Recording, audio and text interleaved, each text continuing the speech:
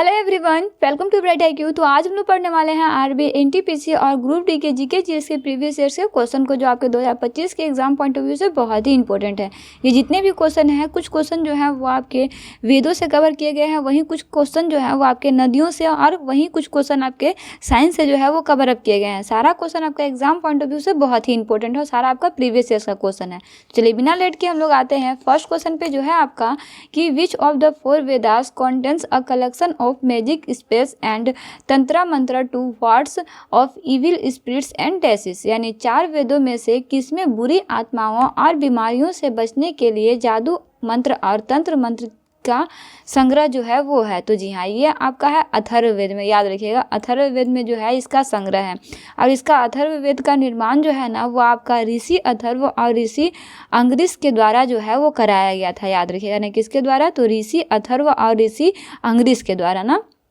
चलिए next question है आपके पास कि which of the following Vedas mentions the Dasharajna war of 10 kings. यानी निम्नलिखित में से किस वेद में दशराग्य युद्ध यानी 10 राजाओं के युद्ध का उल्लेख जो है वो किया गया है। ये क्वेश्चन आपका एग्जाम पॉइंट ऑफ व्यू से बहुत ही इंपॉर्टेंट है। तो जी हाँ, वो आपका ऋग्वेद है। ऋग्वेद में जो है ना, इसका उल्लेख जो है वो किया गया है। बेसिकली ऋग्वेद में याद रखिएगा कि इसमें आपके 10 मंडल होते हैं और 1028 जो है वो सूक्त होते हैं। और ये ऋग्वेद जो है ना, वो आपका 7वां मंडल में आता है। याद रखिएगा ना। चलिए आगे बढ़ते हैं, इसका नेक्स्ट क्वेश्चन देखते हैं, जो है आपका the Vedic Aryas lived in a region called Sapta Sindhu which means the area drained by 7 rivers. One of the 7 rivers is a Jhelum rivers. What was its ancient name? यानी वैदिक कार्य सप्त सिंधु नामक क्षेत्र में रहते थे, जिसका अर्थ 7, जिसमें आपका 159 नदियां द्वारा अपाहित क्षेत्र है। 7 नदियों में से एक आपका झेलम है, और झेलम का आपको इसका प्राचीन नाम जो है वो बताना है। तो जी हाँ, झेलम का अगर हम प्राचीन नाम की बात करते हैं तो वह है आपका अस्किनी नदी। क्या है? अस्किनी नदी इसका प्राचीन नाम है झेलम नदी का। वहीं अगर हम लोग 7 नदियों की बात करते हैं, सिंधु है, झेलम है, चिनाब है, रावी है, व्यास है, सतलुज है, और आपका सरस्वती है ना। सरस्वती का जो प्राचीन नाम है वो घाघर है। याद रखिएगा इसमें। आगे बढ़ते हैं, इसका नेक्स्ट क्वेश्चन देखते हैं, जो है आपका कि she was the first women to become a nun in Buddhism. यानी बौद्ध धर्म की भिक्षुनी बनने वाली प्रथम महिला थी। बताइए कौन थी? तो जी हाँ, वो थी आपकी प्रजापति गौतमी ना। याद रखिएगा, ये क्वेश्चन आपका बहुत इंपॉर्टेंट है। चलिए अगर वहीं नेक्स्ट क्वेश्चन देखते हैं, जो है आपका prayer hills in Buddhist architectural monument it was called. यानी बौद्ध स्थापत्य काल के स्मारकों में प्रार्थना कक्षों को डैश कहा जाता है। बताइए क्या कहा जाता? तो जी हाँ, यहाँ के प्रार्थना कक्षों को जो है ना, वो आपका बेसिकली चैत्य गृह कहा जाता है। क्या कहा जाता है? चैत्य गृह कहा जाता है ना। चलिए आगे बढ़ते हैं, इसका नेक्स्ट क्वेश्चन है आपके पास कि eight which of the following places did Lord Mahavira attain salvation. यानी भगवान महावीर को मोक्ष निम्न में से किस स्थान पर प्राप्त हुई थी? तो जी हाँ, भगवान महावीर को जो है ना, वो मोक्ष प्राप्ति आपकी हुई थी पावापुरी में। कहाँ हुई थी? पावापुरी में हुई थी। याद रखिएगा ना। और ये आपके 24वें तीर्थंकर थे ना। इसका नेक्स्ट क्वेश्चन आपके पास कि who is considered the real founder of Jainism. यानी जैन धर्म का वास्तविक संस्थापक किसे माना जाता है? तो जी हाँ, जैन धर्म के वास्तविक संस्थापक की बात करते हैं तो वो है आपका ऋषभदेव। ऋषभदेव को जो है ना, वो जैन धर्म का वास्तविक संस्थापक जो है वो माना जाता है। चलिए आगे बढ़ते हैं, नेक्स्ट क्वेश्चन है आपके पास कि which law was developed in the 1600 to describe that when a force is applied to a finite fluid, that force is transmitted equally in all directions regardless of the shape of the vessel. यानी 1600 के दशक में किस नियम को यह वर्णन करने के लिए विकसित किया गया था कि जब किसी सीमित तरल पर कोई बल लगाया जाता है तो वह बल जो है वो सभी दिशाओं में समान रूप से प्रसारित होता है, चाहे पात्र का आकार कुछ भी हो। बताइए ये किस नियम के अनुसार है? तो जी हाँ, अगर हम लोग इसमें फिजिक्स की बात करते हैं तो यह आपका पास्कल के नियम के अकॉर्डिंग जो है वो ऐसा होता है ना। चलिए आगे बढ़ते हैं, इसका नेक्स्ट क्वेश्चन है आपके पास कि which colour of VIBGYOR light has the least energy. यानी विबग्योर जिसमें आपका सारे 7 रंग आते हैं, इंद्रधनुष के, उसके लिए बोला गया है कि किस रंग के प्रकाश की ऊर्जा जो है वो न्यूनतम होती है। देखिए प्रकाश की ऊर्जा न्यूनतम किस में होती है, तो वो है आपका लाल रंग में होती है, जो आपका दूर से ही चमकती है क्योंकि इसका ऊर्जा जो है वो कम होता है ना।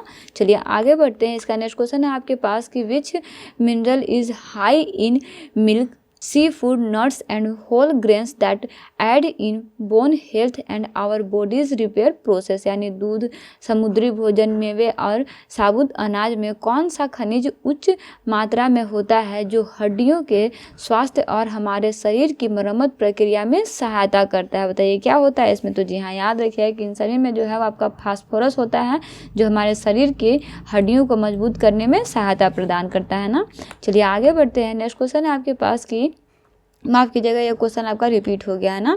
चलिए वही नेक्स्ट क्वेश्चन है आपके पास कि which gas is a major constitution of biogas. यानी कि कौन सा गैस बायोगैस का एक प्रमुख घटक है। तो जी हाँ, अगर हम लोग बायोगैस के एक प्रमुख घटक की बात करते हैं तो वो है आपका मीथेन। मीथेन जो है आपका बायोगैस का एक प्रमुख घटक है ना।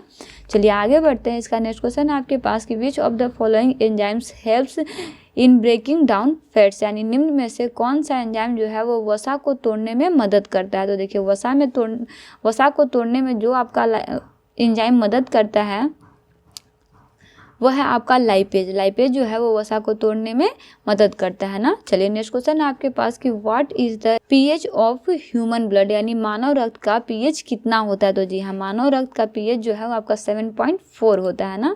चलिए आगे बढ़ते हैं। इसका नेक्स्ट क्वेश्चन है आपके पास कि who is the youngest medalist for India in Olympics. यानी ओलंपिक्स में भारत के लिए सबसे कम उम्र का पदक विजेता कौन है। तो जी हाँ, सबसे कम उम्र के पदक विजेता की बात करते हैं तो वह है आपके ऑप्शन नंबर 1 मनु भास्कर है ना। चलिए नेक्स्ट क्वेश्चन है आपके पास कि who become the first Indian women to win multiple medals at the same Olympics game in independent India. यानी स्वतंत्र भारत में एक ही ओलंपिक खेल में कई पदक जीतने वाली पहली भारतीय महिला कौन बनी। बताइए, बहुत इंपॉर्टेंट क्वेश्चन है। तो जी हाँ, इसकी अगर हम लोग बात करते हैं तो वो महिला जो है वो आपके मनु भास्कर है। कौन है? मनु भास्कर। ऑप्शन डी जो है इसका करेक्ट आंसर हो जाएगा। माफ़ कीजिएगा, यहाँ ऑप्शन 15 जो है ये आपका गलत है। अगर हम लोग यहाँ पे देखते हैं ना, सबसे कम उम्र में पदक जीतने वाले जो व्यक्ति हैं वो हैं आपके अमन सहरावत। अमन सहरावत जो है वो आपके सबसे कम उम्र में पदक जीतने वाले विजेता रहे हैं ना। चलिए आगे बढ़ते हैं। इसका नेक्स्ट क्वेश्चन है आपके पास कि Abhinav Bindra won which competition to become the India's first individual Olympic gold medalist and in which year did he achieve this feet. यानी अभिनव बिंद्रा ने कौन सी प्रतियोगिता जीतकर भारत के पहले व्यक्तिगत ओलंपिक स्वर्ण पदक विजेता बने और किस वर्ष उन्होंने यह उपलब्धि हासिल की। तो जी हाँ, अगर हम लोग इसकी बात करते हैं तो आ जाइए ऑप्शन नंबर सी में, वह है आपका पुरुषों की 10 मीटर एयर राइफल स्पर्धा 2008 बीजिंग गेम्स में ना, इसमें ऐसा हुआ था। याद रखिएगा, ऑप्शन सी जो है इसका करेक्ट आंसर हो जाएगा ना। चलिए आगे बढ़ते हैं। नेक्स्ट क्वेश्चन है आपके पास कि eight which country hosted the Commonwealth games for the first time in 1930। यानी 1930 में पहली बार राष्ट्रमंडल खेलों की मेजबानी किस देश ने की थी। तो जी हाँ, अगर हम लोग इसमें बात करते हैं तो वो देश जो था वो आपका कौन था। तो जी हाँ, वो देश आपका कनाडा था। यानी ऑप्शन डी जो है इसका करेक्ट आंसर हो जाएगा ना। चलिए वहीं इसमें आप याद रखिए, संविधान सभा के द्वारा जो है वो राष्ट्रमंडल की सदस्यता जो है वो आपका 17 में 1949 में जो है वो ली गई थी ना। ये आपका क्वेश्चन जो है वो आपका रिपीटेड क्वेश्चन है ना। चलिए नेक्स्ट क्वेश्चन है आपके पास कि Sonal Mansi is a leading dancer of. यानी सोनल मानसी डैश की एक प्रमुख नृत्यकी है। बताइए किसकी। तो जी हाँ, याद रखिए कि वो आपके भरतनाट्यम की एक प्रमुख नृत्यकी है ना। चलिए आगे बढ़ते हैं। इसका नेक्स्ट क्वेश्चन है आपके पास कि who among the following has been awarded the Padma Shri award for his contribution of Manipuri dance. यानी निम्न में से किसे मणिपुरी नृत्य में उनके योगदान के लिए पद्मश्री पुरस्कार से सम्मानित किया गया था। तो जी हाँ, वो थे आपके दर्शना झावेरी। दर्शना झावेरी को जो है वो पद्मश्री से सम्मानित किया गया था। चलिए इस पार्ट का लास्ट क्वेश्चन है आपके पास कि महाराष्ट्र की महिलाओं द्वारा कौन सा नृत्य किया जाता है। तो जी हाँ, महाराष्ट्र की महिलाओं द्वारा जो है वो लावनी नृत्य किया जाता है। कौन सा नृत्य? लावनी नृत्य किया जाता है ना। तो बेसिकली इस तरह से हम लोग आरआरबी एनटीपीसी और ग्रुप डी के प्रीवियस ईयर्स के क्वेश्चन को सॉल्व कर चुके हैं। ये सारा क्वेश्चन जो है वो आपके 2025 के एग्जाम पॉइंट ऑफ व्यू से बहुत ही इंपॉर्टेंट है। सारे क्वेश्चन को कॉन्सेप्ट के अकॉर्डिंग प्रैक्टिस करते रहिए। साथ ही साथ इन सभी का PDF जो है वो आपको टेलीग्राम चैनल पे मिल जाएगा। टेलीग्राम चैनल का लिंक जो है वो डिस्क्रिप्शन बॉक्स में दिया हुआ है। सारे क्वेश्चन को कॉन्सेप्ट के अकॉर्डिंग स्टडी करते रहिए और प्लीज़ जितना हो सके अपने फ्रेंड सर्कल में, अपने रिलेटिव में इन सारे वीडियो को जरूर शेयर कीजिए जो भी इस एग्ज़ाम को क्रैक करने वाले हैं। तो मिलते हैं नेक्स्ट वीडियो में एक इंपॉर्टेंट टॉपिक के साथ। Thanks for watching, like share and subscribe bright IQ।